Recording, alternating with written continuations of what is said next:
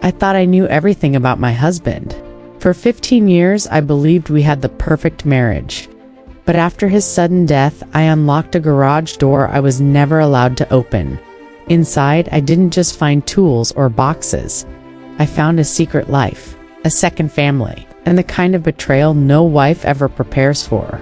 This is my story. My name is Vivian Carter. For 15 years, I thought I had a picture-perfect life. Thomas, my husband, was calm, respected, the man everyone admired, the kind of person who made people feel safe just by walking into a room.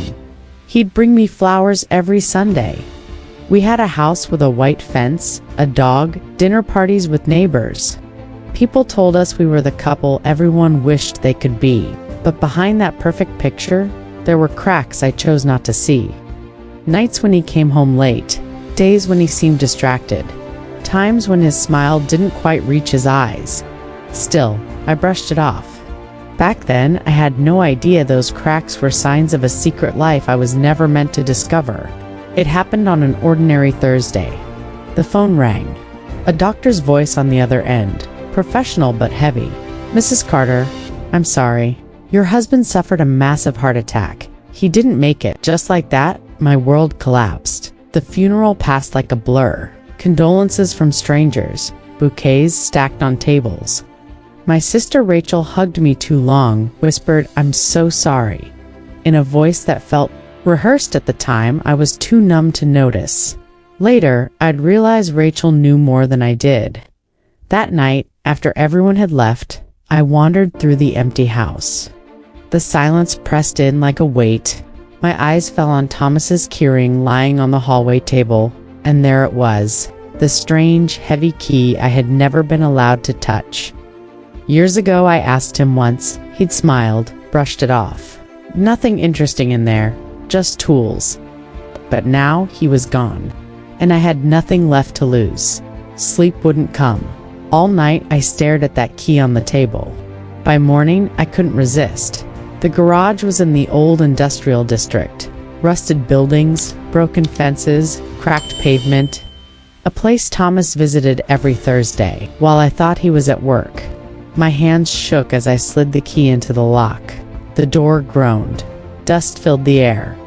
I flicked the light switch and froze. It wasn't a garage. It was a shrine. Every wall was plastered with photographs, dozens, hundreds arranged in neat rows. But not of me. Not of our home. Not of our vacations. These were photos of Thomas with another woman. She was beautiful, younger. Her sharp eyes seemed to follow me across the room. And in some photos there was a boy, early 20s. Their son. My knees buckled. I clutched the desk for balance. Papers were stacked neatly. Foreign bank transfers, corporate records, documents with names I didn't recognize. Then I saw it. A medical file. My husband's name, diagnosis, stage 3 heart disease. High risk of cardiac arrest? He knew. He knew he was dying, and he spent his final days with her, not me. A sound behind me. Footsteps. A young man's voice. "Vivian Carter." I turned. My breath caught. It was the boy from the photos. He stepped closer. His face a mirror of Thomas's features. His name was Logan. Thomas Carter was my father. I wanted to scream, to deny it. But Thomas's eyes stared back at me. Logan told me his mother's name was Isabel. She had died the year before. Since then, Thomas had been supporting both families, balancing 2 lives. Then Logan pulled out a folded paper and unfinished will. In Thomas's handwriting, offshore accounts, money transfers, and one chilling note.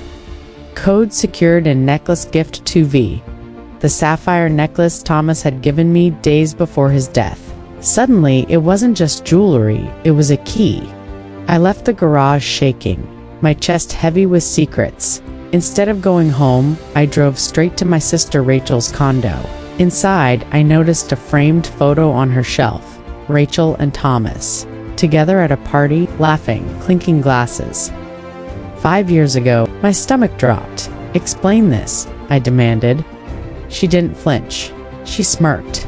"You had your perfect dinners at 7. I was his escape." And now she paused. resting her hand on her stomach. "I'm pregnant." With his child, the words sliced through me like knives. "Oh, my sister, carrying my husband's baby." I slapped her. The sound echoed. She only smiled. "Now, there's the real Vivian," she whispered. 2 days later, I used the sapphire necklace to unlock a hidden safe in Thomas's office. Inside, stacks of documents, a gold ring engraved with the name Isabel, and a flash drive. I plugged it in. A video loaded. Thomas appeared on screen, looking tired, hollow, his voice heavy. "Vivian, if you're watching this, I didn't make it. I was selfish. I built 2 lives because I couldn't give up either. But there's someone you trust more than you should. It's Rachel. The pregnancy wasn't an accident. I think she killed Isabel." The room spun.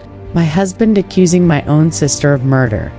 I sat for hours, paralyzed, betrayal upon betrayal. But as I stared at the documents, at Logan's quiet determination, something shifted. I wasn't powerless.